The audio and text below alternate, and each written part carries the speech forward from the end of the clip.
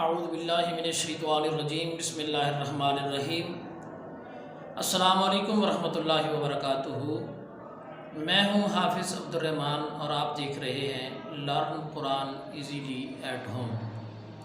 ناظرین کرام، میں امید کرتا ہوں آپ تمام احباب خیر و عافیت سے ہوں گے۔ اللہ کریم آپ کو اپنے حفظ و امان میں رکھے۔ تو اپنے وعدے کے مطابق انشاءاللہ العزیز آج ہم آغاز کرنے والے ہیں مدنی قاعدے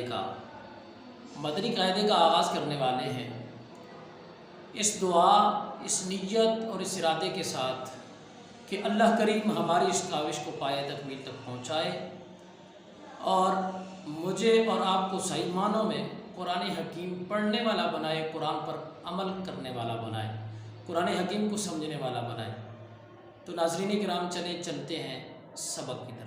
الحمدللہ رب العالمین والصلاة والسلام علی سید المرسلین، اما بعد فاعوذ باللہ من الشیطان الرجیم، بسم اللہ الرحمن الرحیم۔ تو ناظرین کرام، آج ہم پڑھیں گے حروف کے مخارج۔ مخرج کا لغوی معنی نکلنے کی جگہ ہے، اور اصطلاح تجوید میں جس جگہ سے حرف ادا ہوتا ہے اسے مخرج کہتے ہیں۔ مخارج کی تعداد کے بارے میں ائمہ کرام کے مختلف اقوال ہیں۔ حضرت امام خلیل بن احمد فرائضی رحمۃ اللہ تعالی علیہ اور اکثر ائمہ کرام کے نزدیک مخارج کی تعداد 17 ہے۔ تو ناظرین کرام، آپ نے سنا کہ مخرج کہتے ہیں نکلنے کی جگہ، اور اصطلاح تجوید میں جس جگہ سے جو حرف ادا ہوتا ہے، جس جگہ سے وہ حرف ادا ہوتا ہے اس جگہ کو اس حرف کا، اس لفظ کا مخرج کہتے ہیں۔ اب ہم آپ نیچے چلتے ہیں۔ مخرج کا نام، حروف کے القاب اور مخارج۔ مخرج کا نام ہے حلقی مخرج۔ حلقی مخرج یعنی جو حلق سے ادا ہوتے ہیں۔ یہ 6 حروف ہیں اور ان کا لقب ہے حروف حلقیہ۔ ان کا لقب کیا ہے جی؟ حروف حلقیہ، یعنی ایسے حروف جو حلق سے ادا ہوتے ہیں۔ وہ کتنے ہیں جی؟ وہ 6 ہیں۔ حمزہ، ہا، عین، حا، غین، خا۔ حمزہ اور ہا یہ جو ہیں یہ حلق کے نیچے والے حصے سے ادا ہوتے ہیں۔ حلق کے نیچے والے حصے سے ادا ہوتے ہیں۔ حمزہ، ہا۔ آپ اس کو ساتھ ساتھ ادا کریں گے اور یوں یہ محسوس بھی کریں گے کہ حلق کا جو سینے والی طرف حصہ ہے اس حصے سے اس کی آواز نکل رہی ہے۔ حمزہ، ہا، یہ حلق کے نیچے والے حصے سے ادا ہوتے ہیں۔ اس کے بعد ہے عین، حا، یہ حلق کے درمیان والے حصے سے ادا ہوتے ہیں۔ اب عین اور حا اس کو جب ادا کریں گے آپ تو آپ محسوس کریں گے کہ حلق کا جو درمیانی حصہ ہے، جہاں تھوڑی ہڈی بڑی ہوئی ہوتی ہے، وہاں پہ اگر آپ انگلی رکھیں تو وہاں سے یہ آواز نکل رہی ہوگی۔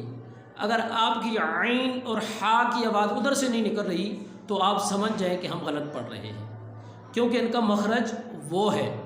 تو مخارج سمجھانے کی وجہ بھی یہی ہے، اور اس امر کی ضرورت بھی اسی وجہ سے پیش آتی ہے کہ بندے کو پتہ چل جائے کہ کون سا لفظ کون سی جگہ سے ادا ہوتا ہے، تاکہ وہ بندہ پریکٹس کر کے، کوشش کر کے وہاں سے الفاظ نکالنے کی پوری کوشش کرے اور وہ کامیاب ہو جائے۔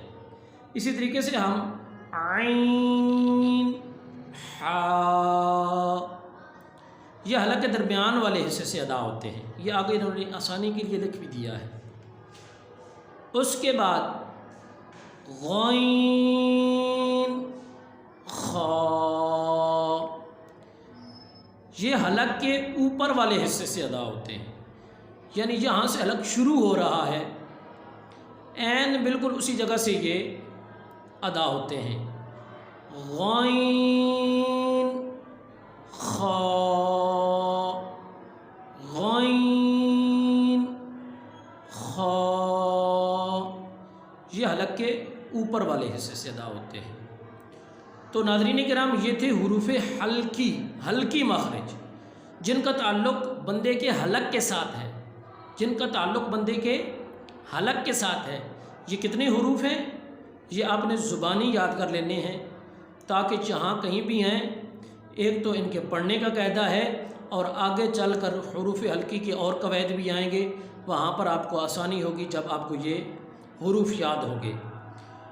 میں ایک دفعہ پھر آسانی کے لیے پڑھا دیتا ہوں۔ حمزہ، ہا، عین، حا، غین، خا۔ عین اور غائن جب یہ ادا کرنے ہیں تو کوشش کرنی ہے کہ ناک میں آواز نہ جائے، منہ میں رہے۔ ٹھیک ہے جی، مجھے زکام لگا ہوا ہے، اس وجہ سے آپ کو اگر ایسا محسوس بھی ہو رہا ہے تو میں نے آپ کو بتا دیا ہے۔ عین، غین،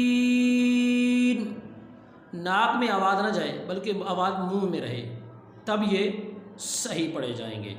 تو جی ناظرین، آج ہم نے حلقی مخرج پڑھے ہیں، یعنی حروف حلقیہ، اور ان میں سے ہر ایک کا پھر ہم نے مخرج بھی پڑھا ہے۔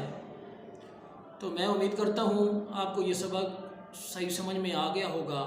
اللہ کریم مجھے اور آپ کو صحیح معنوں میں قرآن حکیم پڑھنے کی اور سیکھنے کی توفیق عطا فرمائے۔ ویڈیو اچھی لگے تو چینل کو سبسکرائب، لائک، کمنٹ اور شیئر کیجیے۔